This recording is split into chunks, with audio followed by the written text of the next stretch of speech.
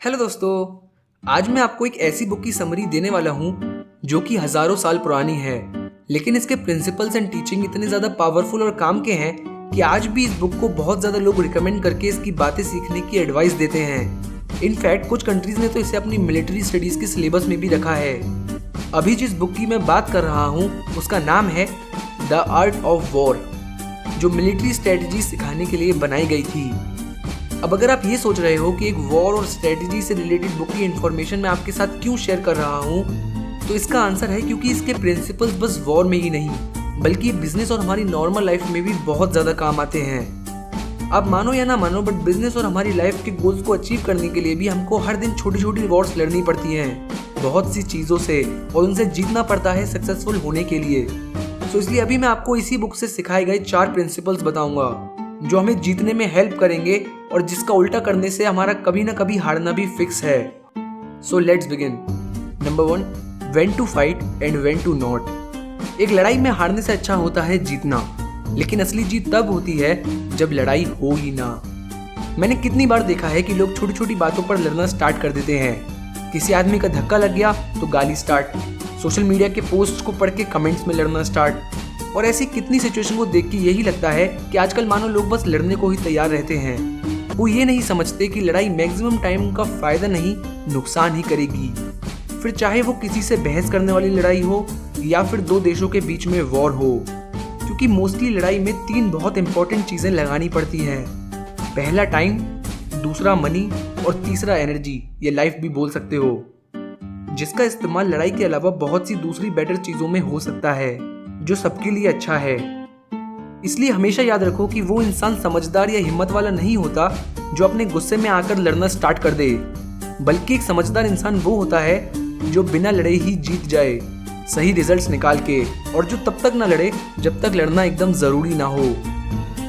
Number 2, if opponent has choleric temper, irritate him. Cricket और दूसरे sports के matches में आपने देखा होगा कि एक टीम के प्लेयर्स सामने वाली टीम के एक प्लेयर को यूजुअली जब वो अच्छा खेल रहा होता है तब उस पर कमेंट्स पास करके, कुछ हरकतें करके उसे गुस्सा दिलाने की कोशिश करते हैं, क्योंकि उन्हें ये बात पता होती है कि जब एक इंसान अपने इमोशन से इन्फ्लुएंस हो जाएगा तब वो गलती भी ज़्यादा करेगा, जिससे इन रिटर्न उनका फ़ायदा होने के चांसेस भी बढ़ जाएंगे। इसलिए गेम में उन प्लेयर्स को बहुत अच्छा माना जाता है जो शांत रहते हैं, काम अंडर प्रेशर, और जो अपने इमोशंस को अपने ऊपर हावी नहीं होने देते। अभी इमोशंस का इन्फ्लुएंस बस गेम्स में ही नहीं बल्कि हम सबकी नॉर्मल लाइफ में भी बहुत ज़्यादा होता है।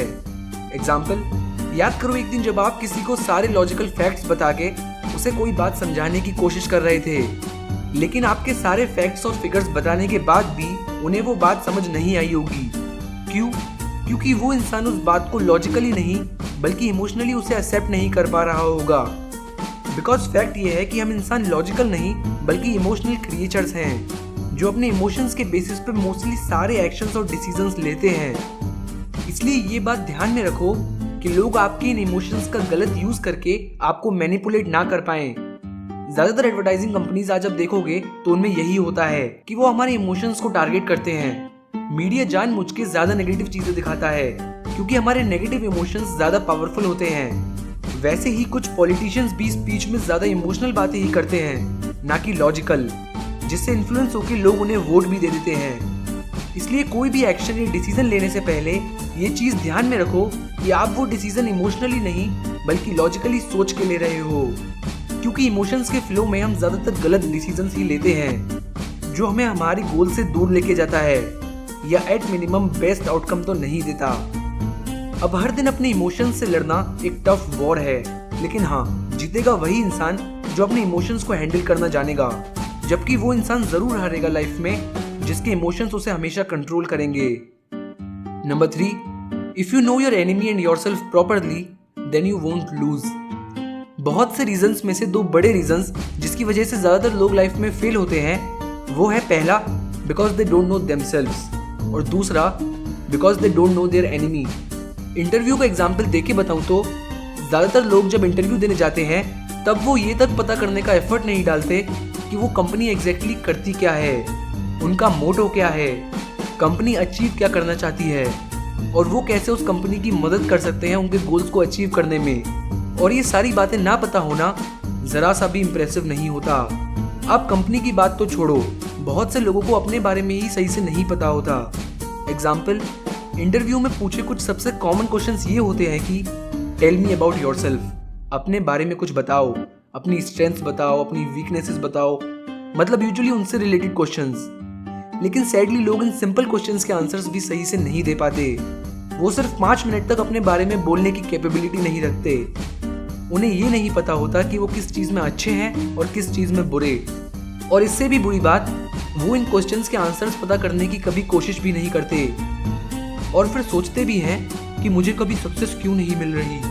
कैसे मिलेगी सक्सेस जब आप एक ऐसे कंफ्यूज इंसान बन के रहोगे जिसे दूसरों के बारे में और खुद के बारे में ही अच्छे से नहीं पता। So it's best to know yourself as much as you can.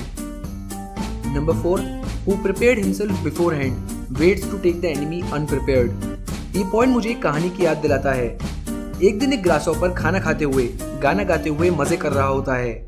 तभी वो देखता है कि आंट्स की पूरी टोली बहुत सा खाना लेके कहीं जा रही होती है। तब वो उनसे पूछता है कि तुम ये खाना लेके कहाँ जा रहे हो। वो आंट्स बोलती हैं, हम ठंडी के लिए खाना जमा कर रहे हैं, बर्फ पड़ने पर खाना मिलना बहुत मुश्किल हो जाता है, सो अभी ही खाना जमा करना अच्छा होगा और तुम्हें भी ऐसा ही करना चाहिए। ग्रासहॉपर उनकी बातों पे हंसने लगता है और बोलता है कि तुम लोग करो काम, अभी बहुत टाइम है, मैं बाद में जमा कर लूँगा आराम से, और ऐसा बोल के चला जाता है। फिर कुछ महीने बाद, ठंडी आने से थोड़े दिन पहले, ग्रासहॉपर को वापस आंट्स दिखती हैं खाना लेके जाते हुए।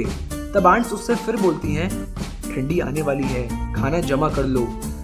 लेकिन ग्रासहॉपर वापस उनकी बात नहीं मानता, ये बोल के कि वो ठंडी में भी अपना खाना ढूंढ लेगा और तुम बस अपनी फिक्र करो। इसके बाद फाइनली जब ठंडी आती है, तब आंट्स अपने घर में बैठ के आराम से खाना खा रहे होते हैं। लेकिन दूसरी तरफ ग्रासहॉपर को बहुत मेहनत करने के बाद भी खाना नहीं मिल पाता, जिसके बाद वो रोने लगता है और पछताने लगता है कि काश उसने आंट्स की बात मान ली होती। बट तब तक काफी देर हो चुकी होती है। ज्यादातर लोग आज इस ग्रासहॉपर जैसे ही होते हैं, जो हर चीज एंड टाइम पे करते हैं और पहले से प्रिपेयर्ड नहीं रहते। वो पैसे सेव नहीं करते बुरे टाइम के लिए, अपनी हेल्थ पे ध्यान नहीं देते फ्यूचर में हेल्दी रहने के लिए, और हमेशा फिर हालातों से ही परेशान रहते हैं। ना सक्सेसफुल बन पाते हैं और ना ही खुश रह पाते हैं। इसलिए याद रखो कि आपको अगर विनर बनना है तो हर चीज़ के लिए पहले से रेडी रहो। ये चीज़ आपको खुश रखेगी और दूसरों से आगे भी।